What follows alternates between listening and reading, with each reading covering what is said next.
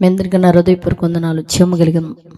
జీవము కలిగిన దేవుని పిల్లారా, ఏకూనే యేసయ్య వాగ్దానంతో కూడిన వాక్యాన్ని తీసుకొని మెతకొచ్చున్నాడు కనుక ఆ వాగ్దానంతో కూడిన మాట చేత మన హృదయాలు ఈరోజు వెలిగించుకుందాం. దేవుని పిల్లారా, మనం చూడగలిగితే తీతుకు రాసిన పత్రిక 1వ అధ్యాయము 4వ వచనంలో రాయబడిన మాట మనం చూడగలిగితే, దేవుని పిల్లారా, క్రీస్తు యేసు నుండి కృపయు కనికరము సమాధానం, అంటే క్రీస్తు యేసుని మనం అంగీకరించడం వలన, ఆయన మాటల చేత మన హృదయాలు వెలిగించుకోవటం వలన, తన వాగ్దానంతో కూడిన మాట మనం వినటం వలన, దేవుని పిల్లరా, మనకు కలిగే అదృష్టం మహాభాగ్యం ఏంటో తెలుసా?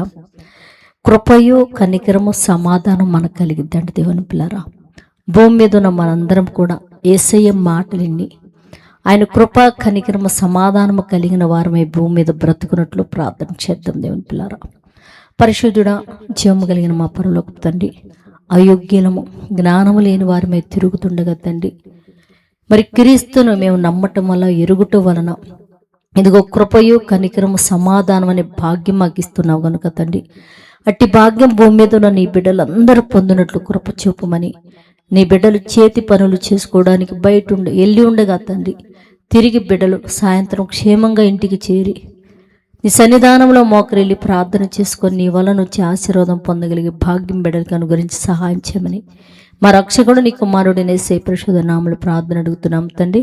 ఆమెన్. మీ అందరికీ నా హృదయపూర్వక వందనములు, ధన్యవాదాలు.